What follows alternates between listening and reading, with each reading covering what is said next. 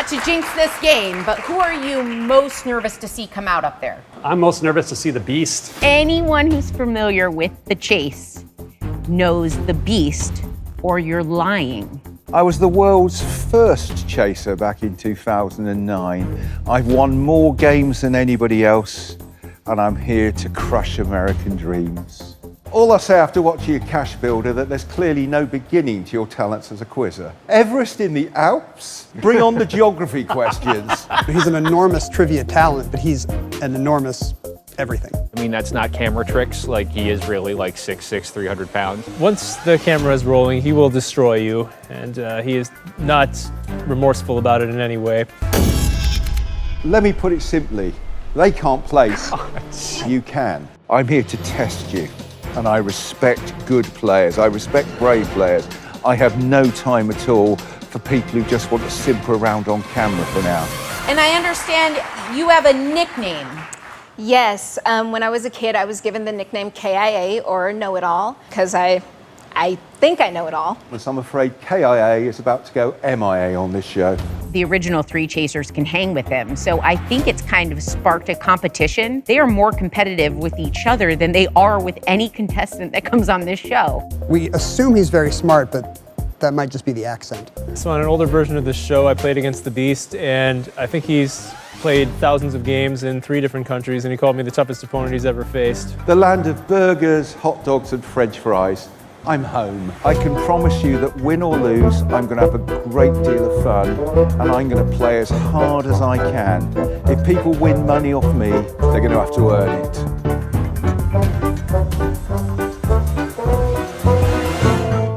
King Charles III will make his first official state visit as monarch to the United States in late April, visiting Washington, D.C., New York, and Virginia. Charles, as Prince of Wales, visited the U.S. and several sitting presidents many times before, but this will be his first visit as king. His visit comes as the United States celebrates its 250th anniversary of the signing of the Declaration of Independence. After arriving in Washington on April 27th, King Charles and Queen Camilla will meet with U.S. President Donald Trump and First Lady Melania Trump for a private tea. Do not arouse the wrath of the great and powerful Oz. I said come back tomorrow. If you are really great and powerful, you'll keep your promises. Do you presume to criticize the great Oz? You ungrateful creatures think yourselves lucky that I'm giving you audience tomorrow instead of 20 years from now. Oh, the great Oz has spoken. Oh, pay no attention to that man behind the curtain.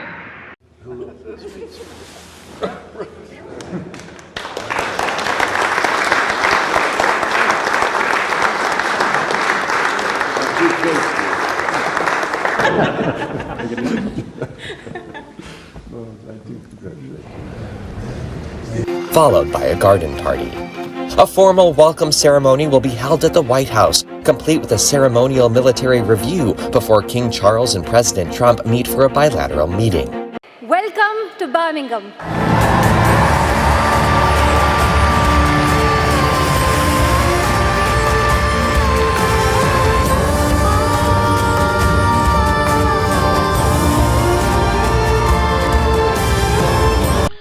So, let's take you first to the Bank of America mural. There are 3 paintings that are prominently featured in the Bank of America Corporate Center in Charlotte, North Carolina.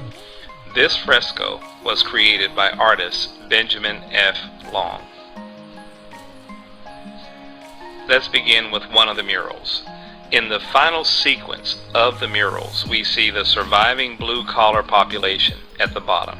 Notice there are 13 men working below to acquire the wealth of the elite.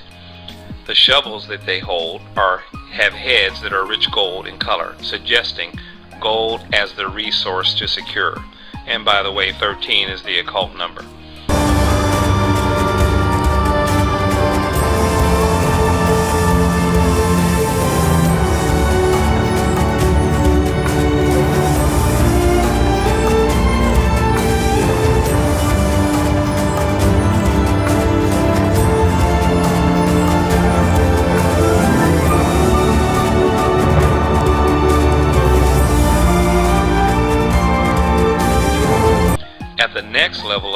the ground is the higher level, educated, skilled worker who is rebuilding the new world, while the elite giant is restfully sleeping above in the hills, suggesting his secret control.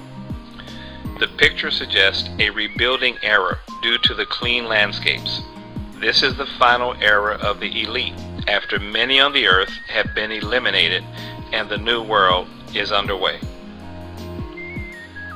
In this mural, the back wall, as you'll notice, has a barbed wire, and the elite above are circling in alchemal flames in naked freedom and power, while being separated from the chaos below the net. Key characters in the crowd are hazmat and Marines carrying rifles. There is an active burning industrial building if you look in the background, suggesting a crematory. And you see to the right at the top the Nazi gold eagle and flags that are red, white, and blue, with blank street signs and protest signs that are blank, suggesting that the people have no voice and no answers. There's more details to the mural. In this mural, there is the Masonic checker floor as part of the landscape, along with the blonde-haired, blue-eyed Aryan youth in the Masonic heel-to-heel 90-degree stance, representing a new generation.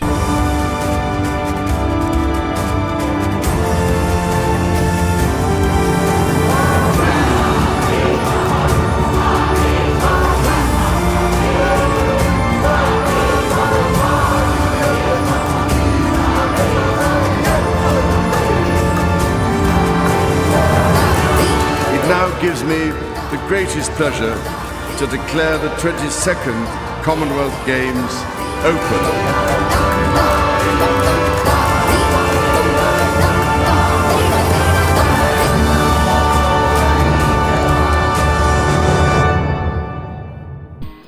The burning bush in the background is blowing exactly westward, indicating that the Western world is being burned. You see the close-up.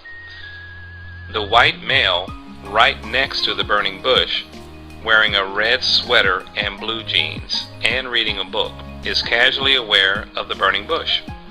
Masonic rituals depict initiates, especially those of the 33rd degree, as revered and being near the burning bush. The woman inside a transparent cube is being drawn by the electromagnetic energy of the black sun at the top. Politicians are arguing their explanations. So, let's talk about, in more detail, the figure in the trench coat, the Prince, the Order of the Garter. A young boy is dressed in a long, dark, double-breasted trench coat, resembling Prince William, Duke of Cambridge, KG, born June the 21st, 1982. That is a significant date, as you will see later. He is the elder son of Charles, Prince of Wales, and the late Diana, Princess of Wales, and third eldest grandchild of Queen Elizabeth II and Prince Philip, Duke of Edinburgh. He is the second in the line of succession behind his father. A clue that this depiction is Prince William are the wrinkles in his right coat sleeve that spell out William, as you can see below. In the mural, Prince William is wearing the Order of the Garter on his head, on his crest, and that is the crown crest, which is a gold lion, as in the Lion of the tribe of Judah. A near identical image of William at the bottom is found on the Denver Airport mural as well, and in that mural he's holding an anvil that was a sword that is now representing peace. The Order of the Garter was founded by Edward III in 1348, known as the Black Prince. It will be 666 years of the Order's existence in the year 2014, and on June the 13th, 2011, in Windsor, England, Prince William was named the 1,000th member in over a 600-year period of the Order of the Garter. The Order of the Garter 8-pointed star is worn on the left breast, and it has a 13-stone ruby cross center. Glasgow, a maritime city, its lines of communication reaching out across the 7 seas. The Commonwealth Games. Elite athletes from 74 different territories competing under their own flags. 2.7 billion people represented. A festival of sport and a celebration of diversity. An event that has pioneered equality for all. Championing difference whilst bringing unity. A passion and desire to win, but at its heart, the desire to come together as one. So, let's talk about Prince William and his lineage to King David. The Black Prince, King Edward III, was the very first Knight of the Garter. He comes directly from the lineage of King David, thereby qualifying him to be accepted by the rabbis as in the lineage of the Messiah. But he also comes from the lost tribe of Dan. Dan was the 5th son of Jacob, and the tribe is also represented by the 6-pointed Star of David and a serpent. The marriage of Charles to Diana was extremely important because Diana brought one aspect of the Merovingian bloodline back to the English crown. In marrying Prince Charles, William is the first child to claim lineage from every English king who has left descendants. Prince William is not a confirmed Freemason, but has many Masonic relatives. Kings and dukes were Grand Masters of Masonic lodges. The last Grand Master, who rules the United Grand Lodge of England, is H.R.H. Duke of Kent, cousin of Queen Elizabeth II and uncle of Prince William. Now, as you look at the coat of arms at the bottom, H is in the left design and DN is in the right design. H represents the Black Prince, DN the Red Dragon, and together they can read, I, the Black Prince, serve the Red Dragon. And we know who the Red Dragon is. So, Prince Charles's coat of arms represents the Red Dragon. In Revelation 13:1, and the dragon stood on the sand of the seashore. Then I saw a beast coming up out of the sea, having 10 horns, 7 heads, and on his horns were 10 diadems. There is no event quite like the Commonwealth Games. And there's nowhere quite like Glasgow to host it. Scotland's biggest city, gallus, vibrant, friendly, iconic art, architecture, music. A multicultural city built on an industrial past, known for its nightlife and, of course, the sport at its heart. You know what they say, no Scotland, no party. The people have always made Glasgow. It's good to be back. Only this time, it's personal. 10 sports and 4 venues, all within the boundaries of the city. This Games brings us closer together, really close. And on his heads were blasphemous names. And the dragon gave him his power and his throne and great authority. Now, of significance to that is that at his coronation in 1969, and we're talking about Prince Charles, the father, he sat on a chair with a large red dragon emblazoned on it. During the ceremony, his mother, Queen Elizabeth II, said, "This dragon gives you your power, your throne, and your own authority." His response to her was, and I quote, "I am now your liege man and worthy of your earthly worship." Liege is an Old English word meaning Lord, meaning I am now your Lord man and worthy of your earthly worship. And also, as you can see here, the crest of the Knights Templar is showing the same symbols as did Prince Charles when he received this coronation. So, the origin and meaning of the red dragon symbol goes beyond the coat of arms. You see it here in the flag of Wales, the red dragon, and that means the place of the strangers or foreigners. that is, as in the tribe of Dan, importing themselves to Wales. And then you see it on the airplane of Wales, the same red dragon. Into a cauldron of sporting brilliance. It will be immersive, an event of intensity and drama where the atmosphere is buzzing and you can feel it wherever you go. Win or lose, Bring it on! you'll know about it. And this is the Games that builds on the success of those that went before, that treads lighter even as it reaches higher. Like the crossings over the Clyde, new and old, it bridges to the future. This is sport. This is the Commonwealth Games. This is Glasgow 2026. And then we see it in the 1953 Royal Badge of Wales. And notice that there is a circle around the dragon that gives the letters Y, Drake, Gach, Deidre, Sidwin. And it means the red dragon should go forward. This is the unofficial Welsh national motto. Sometimes it is described as the red dragon will rise again, or the red dragon will lead the way. And I believe this is all symbolic of what is to come in the time of tribulation with the Antichrist. As you look in detail now at the seal of Prince Charles, the Father, here's what you see in detail. But let's first look at the text, Revelations 12:3. And there appeared another wonder in heaven, and behold, a great red dragon, having 7 heads and 10 horns, and 7 crowns upon his heads. And then Revelation 13:1. Then I saw a beast coming up out of the sea, having 10 horns and 7 heads, and on his horns were the 10 diadems, and on his heads were blasphemous names. And the beast which I saw was like a leopard, and his feet were those of a bear, and his mouth like the mouth of a lion. Yes, we have the right tool for the job. Things are not always as they appear on the surface. A villain is only as good, or should I say bad, as the technology at his fingertips. That's where I come in.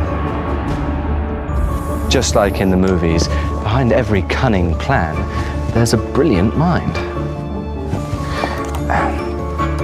Because in this profession, it really pays to have confidence in your equipment.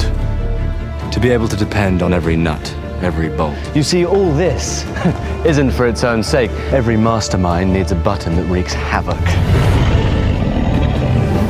World domination is an unfortunate side effect of this one.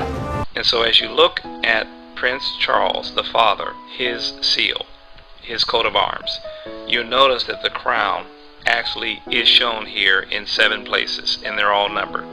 You see it in the lion figure. You see it above that represents the sun, Prince William. You see the crown of the face. You see the crown on the unicorn. You see the crown in the center of the shield, and you see 2 more crowns below. There are your 7 heads with 7 crowns.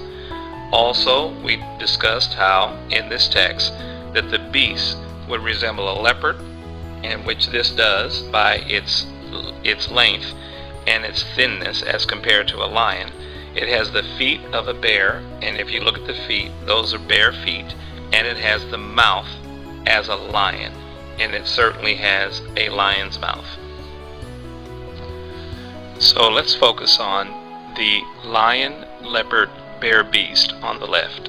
Notice there are 3 parallel horns on his neck, which are, in a manner of speaking, plucked out by the roots, which means turned upside down. Then come to the center photo. The helm, which is the face, has 7 curved bars or horns. These 7 horns, along with the 3 horns from the eldest son, lion, at the top, make a total of 10 horns in the head region. And from Daniel 7 verse 8, I considered the horns, and behold, there came up among them another little horn, before whom there were 3 of the first horns plucked up by the roots. A supercharged engine helps for instant power. We like some luxury with our performance. If you need to get away at light speed, you can't beat an aluminium chassis. The devil is in the detail. And behold, in this horn were eyes like the eyes of a man, and a mouth speaking great things. So as you can see in the first 2 photos, we have numbered the 3 additional horns to the 7 that already existed in the previous slide. Now let's take a look at the eyes of a man in the horn. Over on the next photo is the unicorn. In heraldry, the unicorn's eyes are round and black. There are no visible eye whites. Queen Elizabeth's heraldic unicorn is depicted just like that, no visible eye whites. But Charles's design here shown has the eyes shaped more like those of a human, with noticeable eye whites. With power like this comes great opportunity. No, not yet, my pretty one. Oh yes, there's method to our madness. Daniel 7:8. And behold, in this horn were eyes like the eyes of a man. Also in heraldry, this unicorn represents not only Scotland, but also a counterfeit Christ. Plan your escape.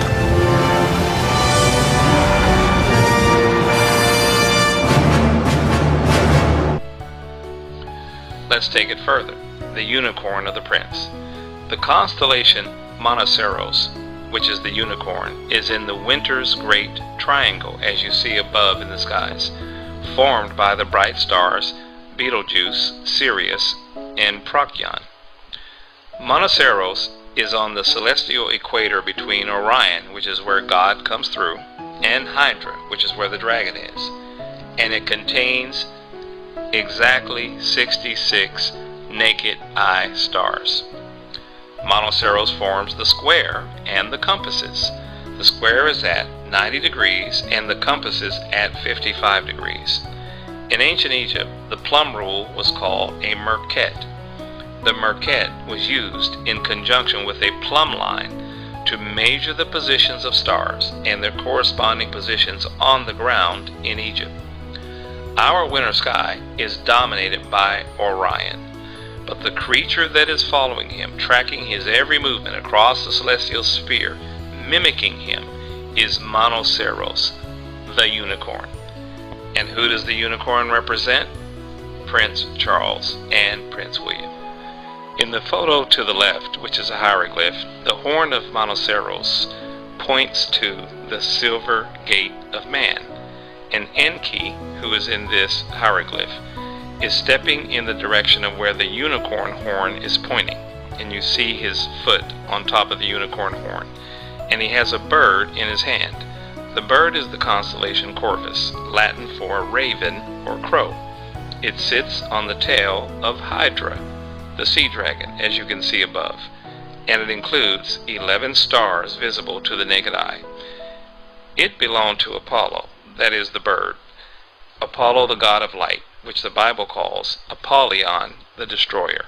This royal throne of kings, this sceptred isle, this earth of majesty, this seat of Mars, this other Eden, demi-paradise, this fortress built by nature for herself against infection and the hand of war.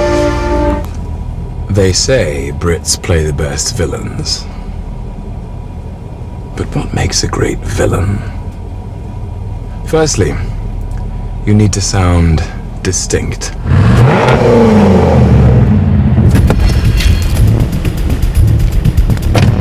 Speak with an eloquence that lets everyone know who's in charge.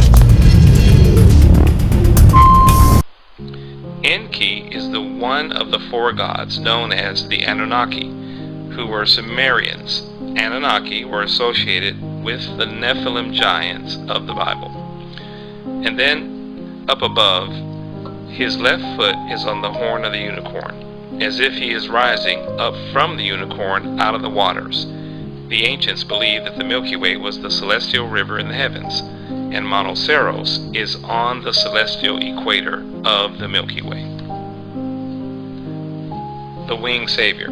Prince Charles was presented with a model of the sculpture unveiled on March the 6th, 2002, and Prince Charles was here called the Winged Hero.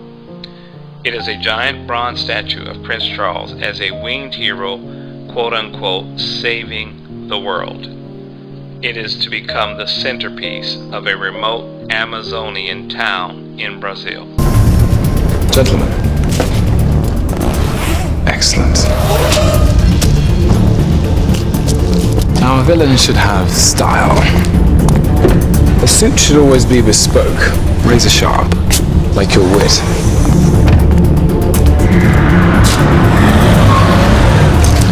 It's important that a villain has the means to stay one step ahead.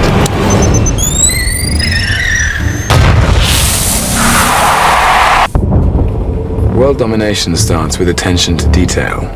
And then there are many identifiers of Prince Charles relative to the number 666, the number of the beast, the number of the antichrist. And here they are. 8 in number. Charles, in English and French, comes from the Germanic name Karl, which was derived from a Germanic word which meant man, for it is the number of a man, that is the 666.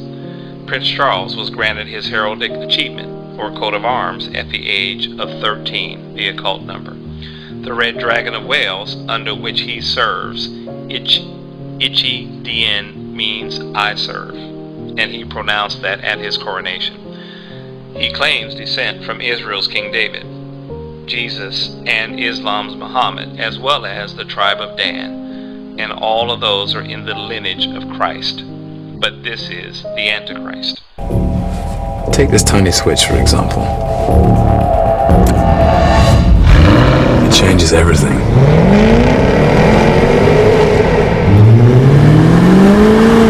Now brace yourselves. This happy breed of men, this little world, this precious stone set in the silver sea, against the envy of less happier lands, this blessed plot, this earth, this realm, this England. It's all mine.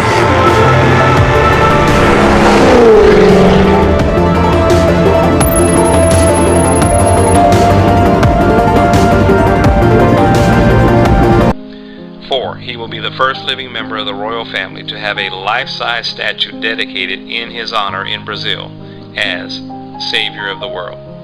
5. He was born in 1948, the same year that Israel became a modern nation. 6. His name can be calculated to the numerical value of 666 by the ancient Hebrew method in both English and in Hebrew.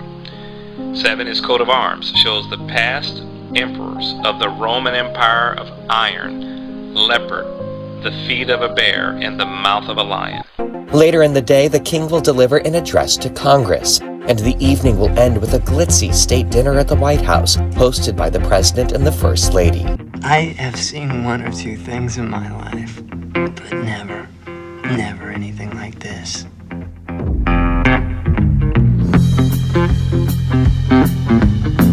You love someone so much you thought your little heart was gonna break in two. I didn't think so. You ever try with all your heart and soul to get your lover back to you? I wanna hope so.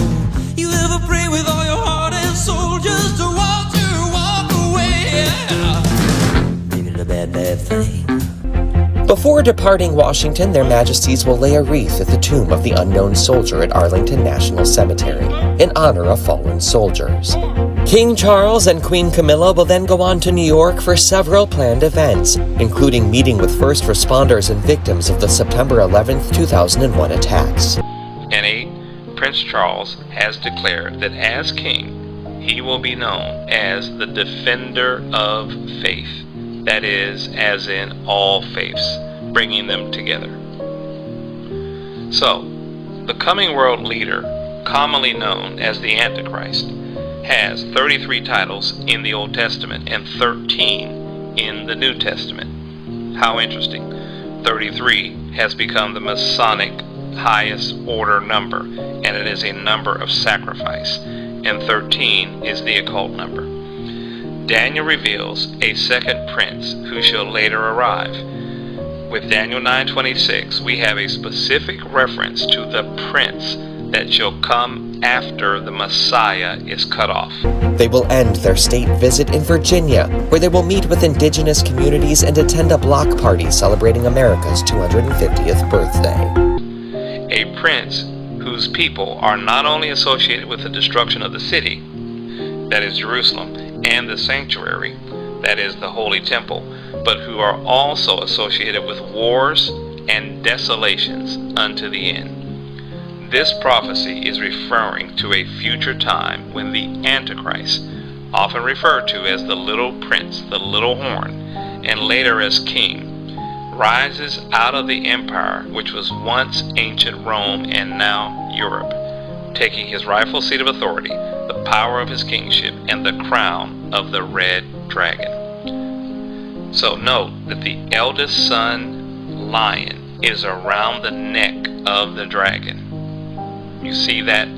Those 3 lines around the neck of the dragon, thus associating Prince William with his father, Prince Charles. Ahead of the upcoming Earthshot Prize, Prince William has competed in a dragon boat race alongside expats in Singapore. The Prince won the race with the British Dragons Club against a backdrop of Singapore's iconic landmarks, and that included Marina Bay Sands, beautiful building. The annual Earthshot Prize awards £1 million, about $2 million Australian dollars, to 5 winners developing solutions to environmental problems. It's Prince William's first trip to Singapore in more than a decade. And the dragon. Prince William will become the Prince of Peace. Daniel 11:22. The overflowing forces will be flooded away before him and shattered, and also the Prince of the Covenant. After an alliance is made with him, he will practice deception, and he will go up and gain power with a small force of people. In a time of tranquility, he will enter the richest parts of the realm, and he will accomplish what his fathers never did, nor his ancestors. We know this will take trillions, not billions of dollars. We also know that countries, many of whom are burdened by growing levels of debt, simply cannot afford to go green. Here we need a vast military-style campaign to marshal the strength of the global private sector. Here we need a vast military-style campaign to marshal the strength of the global private sector. With trillions at its disposal, far beyond global GDP, and with the greatest respect, beyond even the governments of the world's leaders, it offers the only real prospect of achieving fundamental economic transition. He will distribute plunder, booty, and possessions among them, and he will devise his schemes against strongholds, but only for a time. I, William, Prince of Wales, pledge my loyalty to you, and faith and truth I will bear unto you, as your liege man of life and limb. So help me God.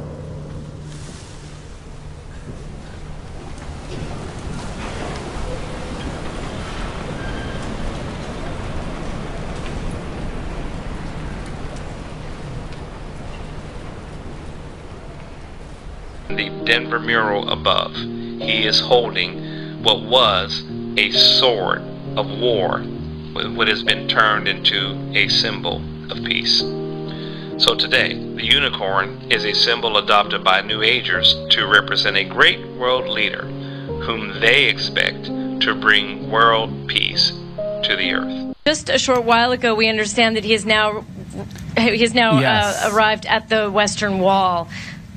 And we can see the prince arriving there at the Western Wall, Jordana, as we're talking to you. These are live images there from the site. And Jordana, we often cover Jerusalem in an entirely different context, the tension there over these religious sites that the prince is today visiting. It's interesting that throughout this entire trip, it seems that he has managed to make all these stops in Ramallah, in Jerusalem, today at these religious sites, while really keeping it as uncontroversial as possible.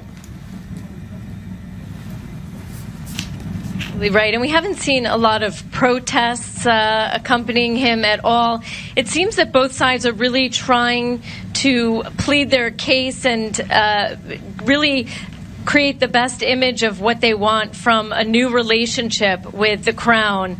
This is an unprecedented visit. We've said that many times. It is breaking history, but it is also a time when we've heard from the prince himself that he wants to engage in this region, meet people from all walks of life.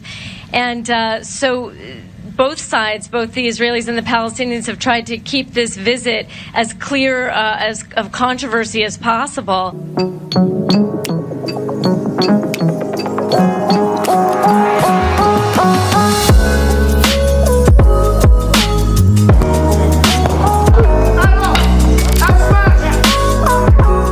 So Invictus is all about the journey for the athletes. Without the German team, there wouldn't be able to be the possibility for the Ukrainian team to even come and places in volleyball. So without Germany, without the USA, without the Italians, we wouldn't be putting a team onto the pitch. This is what Invictus is about. This is about the teams coming together as one nation to be unconquered. Without you, we wouldn't be able to play. Thank you so much for looking after us. Thank you to the USA. Thank you to the Italians. We're having a great experience. This is the Invictus journey. This is about being unconquered. Thank you so much. Just nothing to say about it. Everybody loves a good Twitter fight, right? Now there's a feud brewing between the royal family and the First Family. Well, not a real one. President and First Lady tweeted a fake intimidation video at Prince Harry in anticipation of the 2016 Invictus Games. In this video, Michelle Obama says she and the president will be bringing their A game to the annual competition. I like how tough they look, too.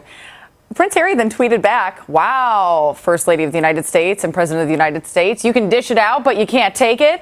Prince Harry then responded with his own video.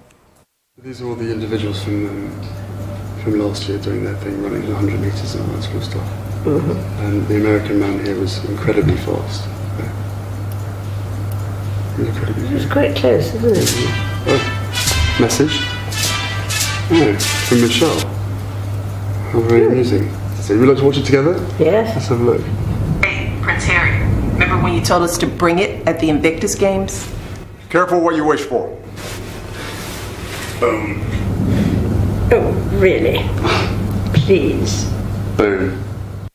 I love that he got the Queen involved. Prince Harry began hosting the Invictus Games back in London. Mr. Speaker, Mr. Prime Minister, my lords and members of the House of Commons, I have known few greater honors than the opportunity to address the Mother of Parliaments at Westminster Hall. I am told that the last three speakers here have been the Pope, Her Majesty the Queen, and Nelson Mandela, which is either a very high bar or the beginning of a very funny joke. We too must act on behalf of peace. There are too many people who happily embrace Madiba's legacy of racial reconciliation, but passionately resist even modest reforms that would challenge chronic poverty and growing inequality. It matters not how straight the gate, how charged the punishment, the scroll. I am the master of my fate. I am the captain of my soul. What a magnificent soul it was. You know what, sometimes what you leave out of a story is even more interesting than what you leave in. That happened when we were in Oxford, Maryland. Learned that the pride of that old town was one Robert Morris Jr., the financier of the American Revolution. Years ago, we used to go down to the county library to get a picture of a bird like that, but now we just use the internet. That's where I found this picture here. Now, the caption said it was a shot of the Greek god Mercury handing a bag of loot to Robert Morris, the financier of the American Revolution. Well, that's just a tiny part of a much bigger picture called the Apotheosis of Washington. Now, apotheosis is a Greek word that means to make divine. In other words, this painting shows George Washington becoming a god. Now, I never knew that happened. But there it is for all to see, painted under the most famous dome in the whole country, maybe the whole world, the United States Capitol. Now, the most interesting part of this particular heaven are the folks that live in it. Now, you'd expect to see Moses and Abraham and Ezekiel and that crowd hanging around, but not a single fella from the Bible's up there. Now, Minerva, the Roman goddess of crafts and wisdom, is shown delivering an electrical generator and batteries and a printing press to Benjamin Franklin, Samuel Morse, and Robert Fulton. And Neptune, the Roman sea god, and Venus, the goddess of love, are shown helping to lay the transatlantic telegraph cable. I'll bet you they were a big help. Now, there's some other gods, but not a single prophet, apostle, or even a lower archangel in the whole 4,500 square feet. All I know is what I read on the internet, but you hear a lot of talk these days about the religious beliefs of our founding fathers. Now, those boys may have been as devout as saints. We'll never know. One thing's for sure, you'd never tell by looking at Capitol Dome.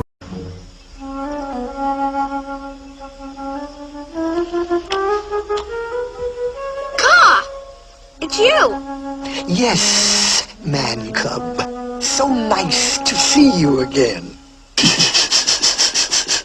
Oh, go away. Leave me alone. Let me look at you. You don't want me to look at you? Then you look at me. No, sir. I know what you're trying to do, cop. You do? You don't trust me. No. Then there's nothing I can do to help. You want to help me? Certainly. Okay. So let's dedicate this to General Kelly, the Border Patrol, and the ICE agents for doing such an incredible job. Right? This was written by Al Wilson a long time ago. And I thought of it having to do with our borders and people coming in. And we know what we're going to have. We're going to have problems.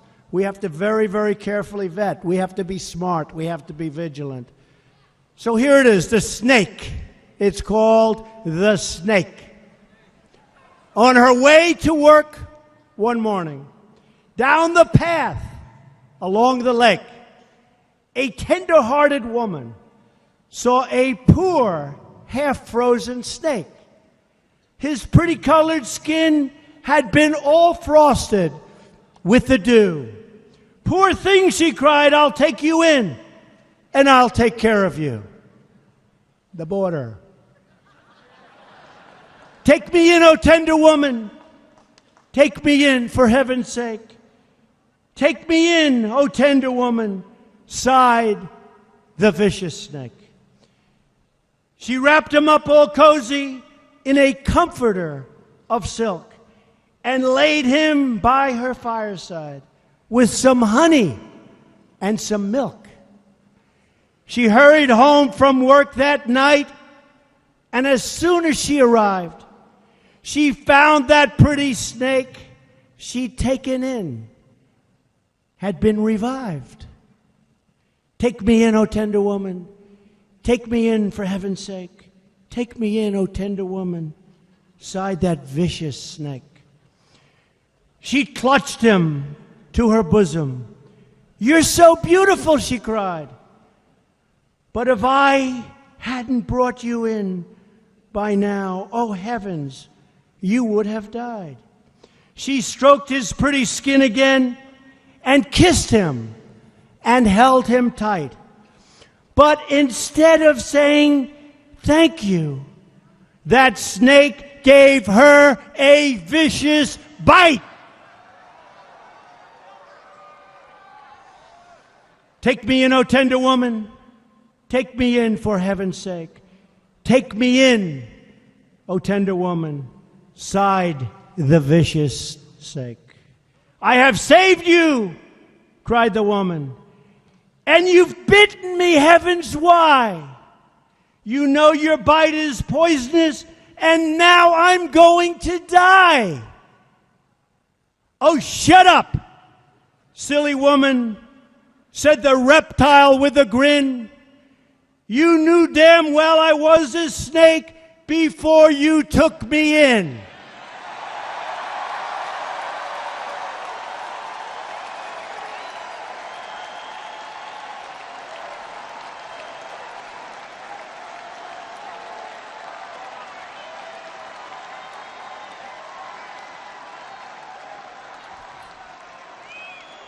Does that explain it, folks? Does that explain it? Trust in me.